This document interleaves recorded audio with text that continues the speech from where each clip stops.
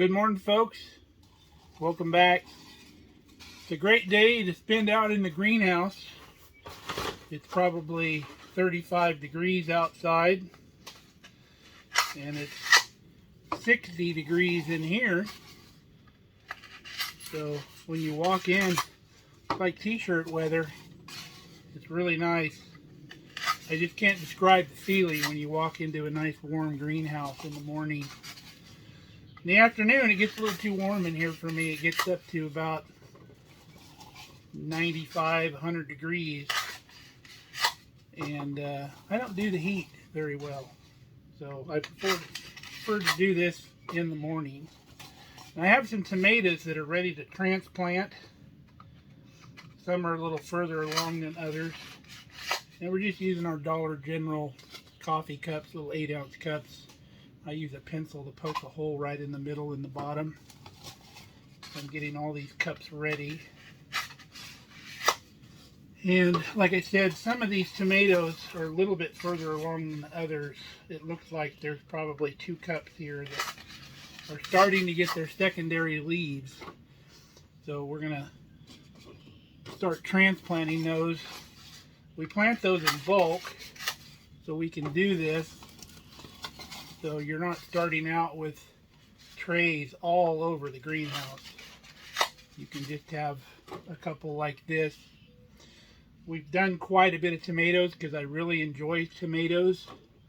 And I want to see, since we're new to Nebraska, which variety is going to do well back here.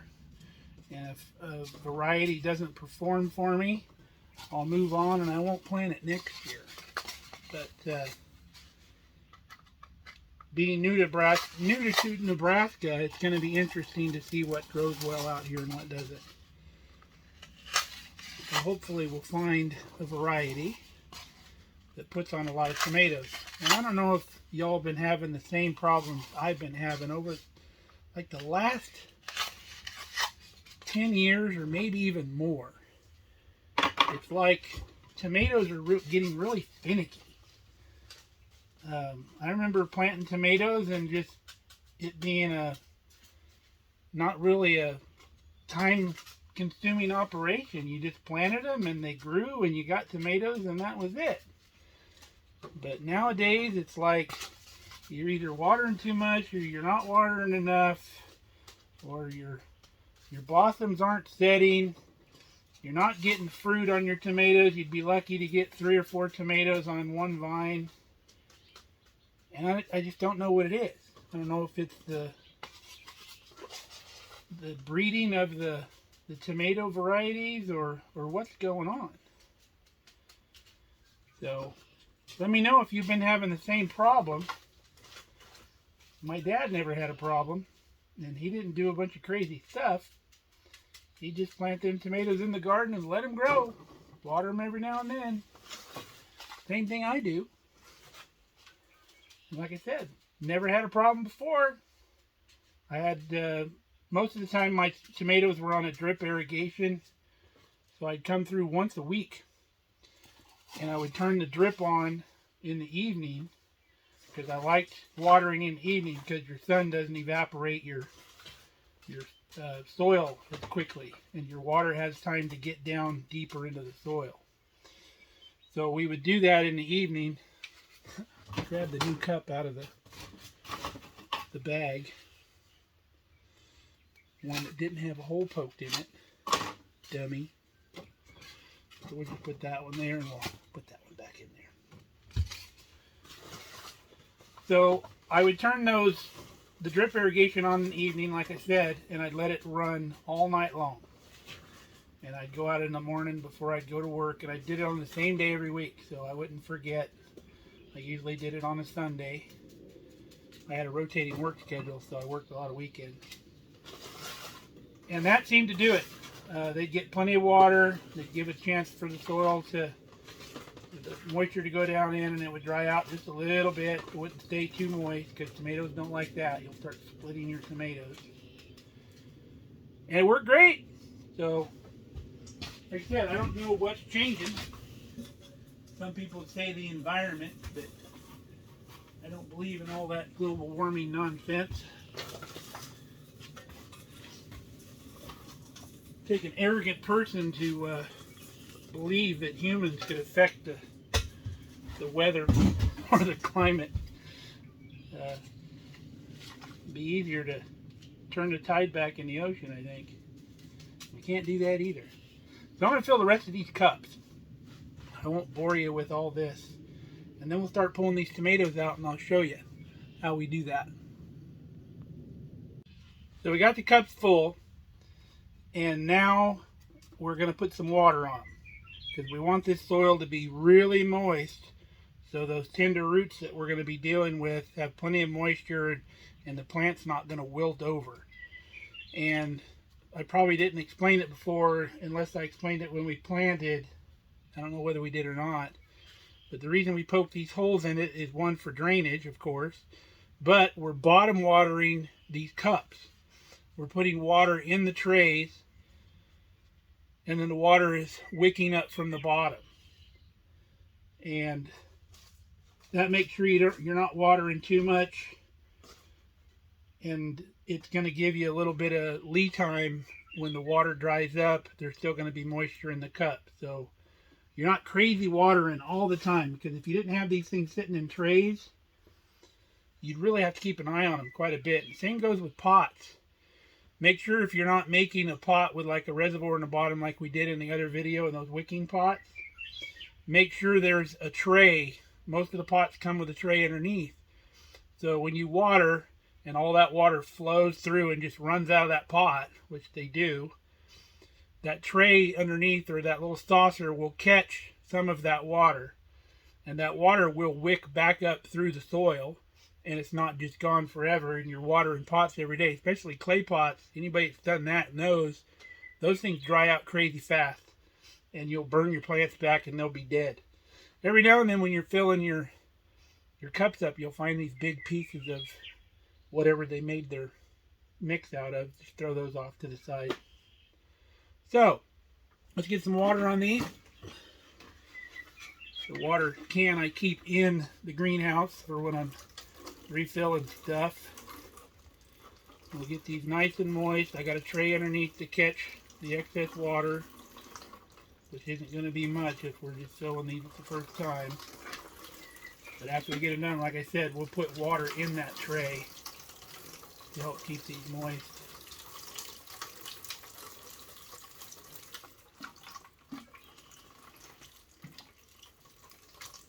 Alright, we got those nice and wet. And after we transplant, we'll give a little more water in there just to set the soil a little bit. So this cup's one of the ones that's a little further along. Still got a couple sprouting in it. Let me see if I got one that doesn't have any sprouts in it. Yeah, this one here.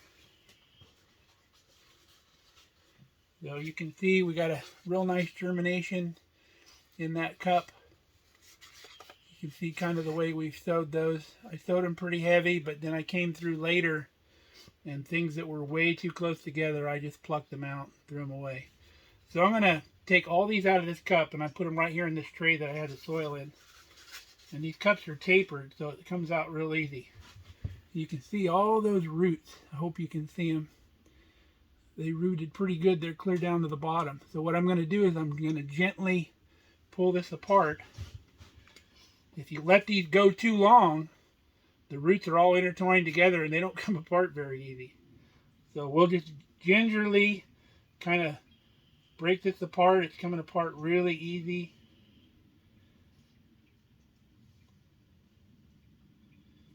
So I'll grab one of these and you'll see there's a little bit of soil connected to the bottom of it. Haven't harmed anything. So we're going to take one of these cups and we're going to poke a hole with our finger down in the middle.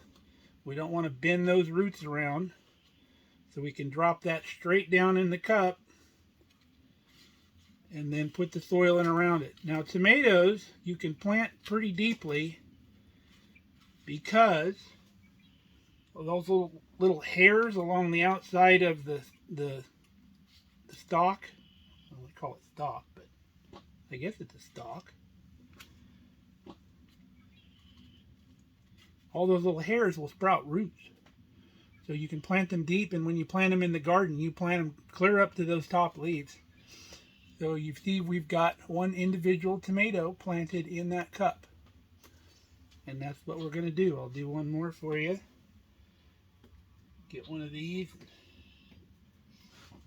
You can see we're just pulling them apart very gingerly. They're coming right apart with no problem. So we've caught them in time.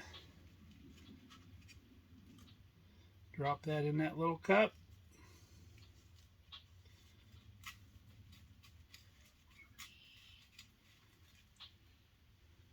And we've done another one. Let me do one where you can see what we've got going on here. So here's our little tomatoes. Just grab one out. There's actually two of them there. So we're going to put a hole down in our cup with our finger. Down there like that. We take our little tomato. We drop it down in that hole. Like that. And like I said, remember you can plant them pretty deeply. And you just push the dirt up around that little tomato. And it'll be just fine. I'll show you. We'll come back in here in a week or two. These things will be this tall. So we're going to get the rest of these done. And I'll show you the finished product. When we're all done, we'll start labeling them and stuff. So we got our tray done. So one of these little cups planted a whole tray of transplants. And one of the reasons we do it this way is a lot of your seeds sometimes don't germinate, especially if they're a couple years old.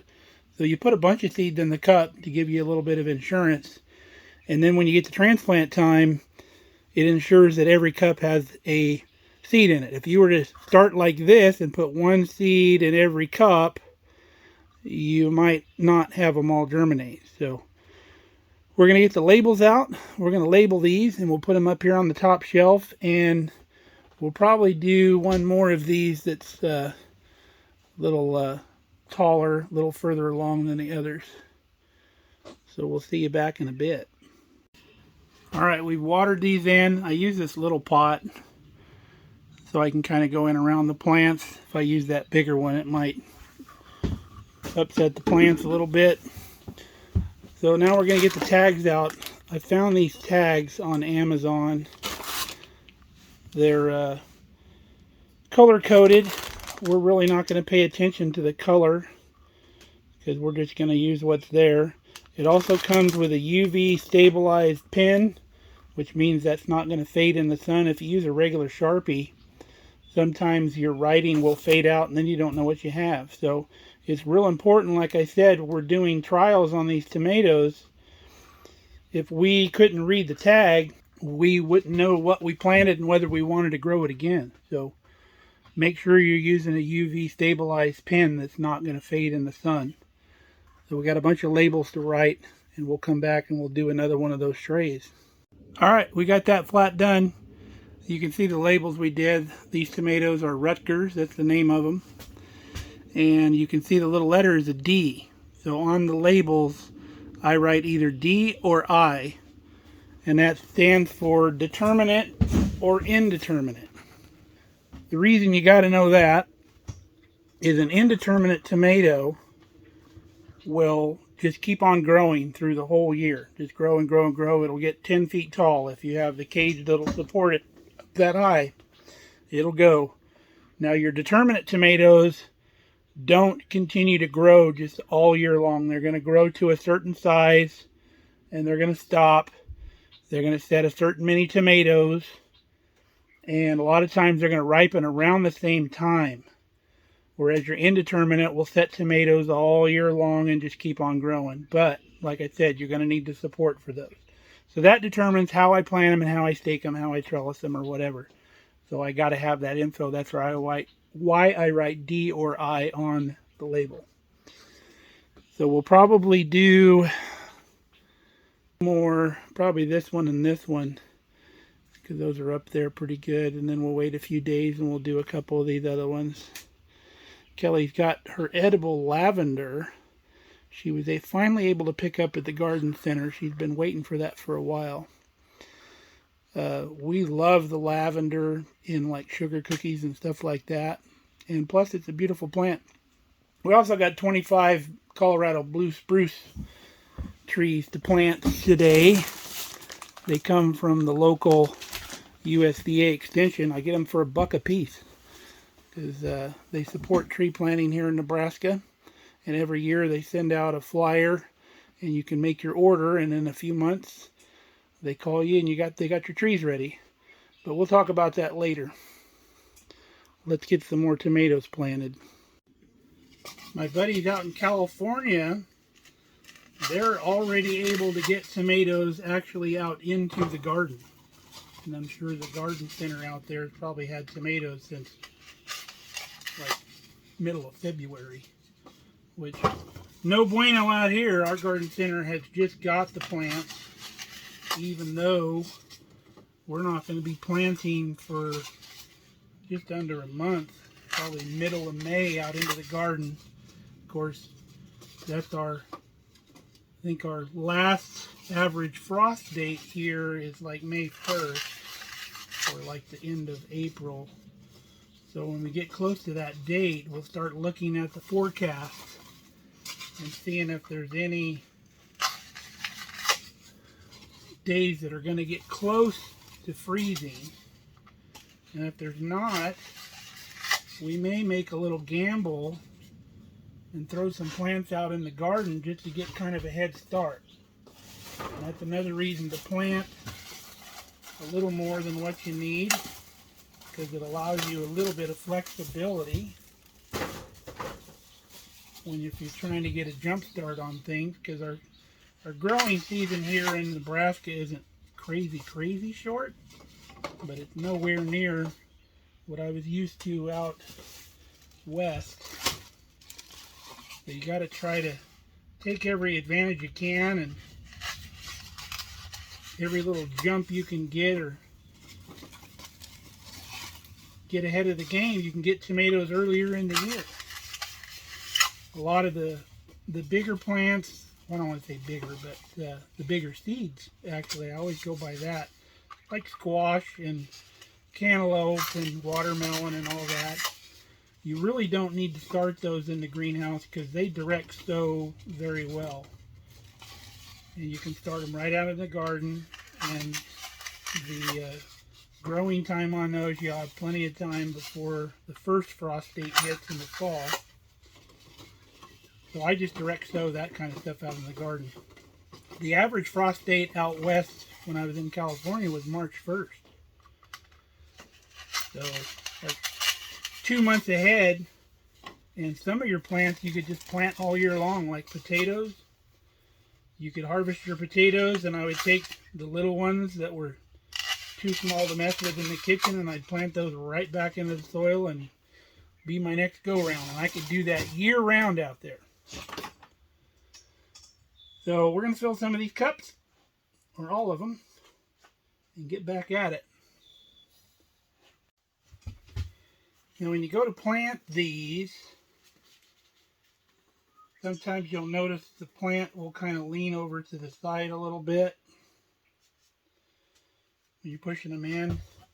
So if it's to one side or the other, just get on that side and then shove the dirt and straighten it up into the middle of the cup like that. And you want to make sure that there's not a bunch of air gaps around those roots, because they need to be in contact with that moist soil. And if it gets down a little low, you just sprinkle a little soil around it, because remember, we're going to water these in a little bit with that little can to make sure those tender roots get plenty of moisture around them. And these trays have grooves in the bottom, water channels. So you want to make sure the hole that you placed in the bottom of that tray or the cup lines up with one of the water channels in here. So there's one in the middle, so I put a cup in the middle, and then the outside ones line up with these here. If it's sitting on one of these, it might block the water hole in that cup. Let me do a couple more here. Peel one of these big ones off. Comes off super easy. Get that tap root all the way down in there. Now see how it's off to one side? We just push on that side until we get our plant in the middle. And that plant's got a little bit longer stem. That's the word I was looking for earlier, was stem. So we're going to give it a little bit more dirt in around it for not only support, but like I said before, all those little hairs on that stem will actually send out roots. And you got a perfectly potted little plant. Kind of therapeutic sitting out here in this toasty warm greenhouse on a 35-40 degree day. I like it. Alright, we got all those in, and we've watered them in. And when I'm watering, I just fill in the cup up kind of with water till it almost reaches the top, and then I let it just flow down through the cup. And that way we maintain that moisture is all the way through, and those roots will be fine. You can see down inside of here, we're going to have to add a little bit more water. We've already done that to the other tray because we want that water again to wick up through there. Now I had 2 cups of these, this variety started. It's called Garden Leader Monster. I like really big slicing tomatoes, so I wanted to try these. But just like in sports, if you want to win, you got to put your best players in. So I put all my best players in the tray. And the ones that were still struggling a little bit, I left over here just as a contingency in case one of my best players gets hurt up there. And if these start performing, I'll put them in the game. But we'll throw those right back in there and let those be our little insurance policy. We're going to write up some labels for these up here. And then we're going to go out and plant those Colorado blue spruce. Alright, we're going to call that a day out here in the greenhouse. It's getting a little warm. But we got all those labeled. I'll dump a little water in here and then we'll be good to go. We're going to go out and start planting some trees, and we'll probably be back out here tomorrow or the next day. We'll get some of these other tomatoes that are a little bit further along. Now, a little word of caution on an unheated greenhouse like this. We don't really have insulated walls. Some people will put 2 layers of plastic on the wall and inflate the area between them to give it a little bit of insulation. And if you get the regular greenhouse panels, the ones that are crazy, crazy expensive, those have a little bit air gap in between the panels too. There's little channels in there of air that help insulate, which will keep the cold out a little bit better. But with 1 layer of plastic like we got, there's no problem with warmth during the day when the sun's out, and there's no cold wind in here or anything like that, because tomatoes don't like cold wind. But when the nighttime temps dip down into the 30s and sometimes even the 20s, you're going to have some kind of heat system out here.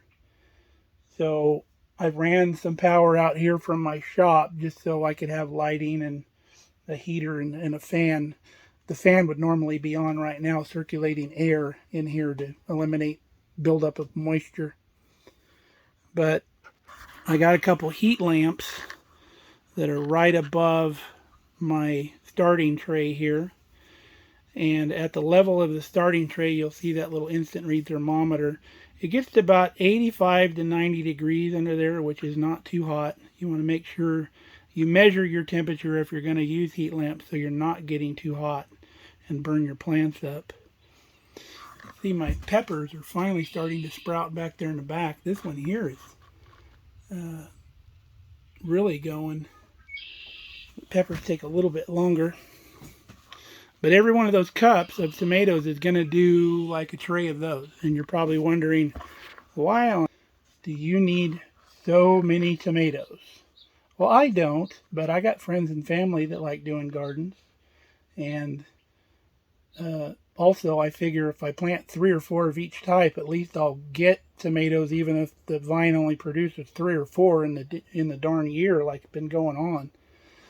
So, strength in numbers. But yeah, make sure keep your seedlings warm overnight if your temperatures are dipping down. Uh, that's about all the advice I can give you right now. So, till next time, stay safe, stay healthy, and we'll see you back here on Mark Kelly Farms, and I'll show you when this greenhouse is full of life.